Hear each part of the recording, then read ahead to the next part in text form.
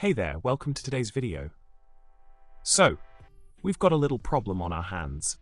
Our friend here is trying to prepare a chart for an academic journal, but they're struggling a bit with the formatting.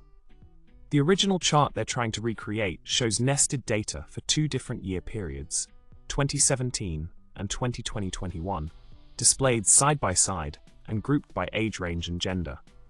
Sounds tricky, right? Let's see how we can help out with this problem. In the solution provided, a slight restructuring of the data was suggested to help achieve the desired result. By organizing the data in a specific way, our friend can create a chart with 3 clusters, one for each gender category, representing data from the 2 time periods. With a simple, clustered column chart and a few customizations, like changing colors and adjusting the axis angle, they can get pretty close to replicating the original chart.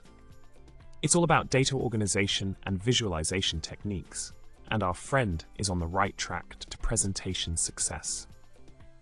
To sum it all up, our friend is on their way to mastering the art of chart formatting for their academic journal. By following some simple steps and making a few tweaks here and there, they'll soon have a visually appealing and informative chart ready to go. Keep up the great work, and remember to subscribe, like, and comment below with your thoughts. Until next time, happy charting!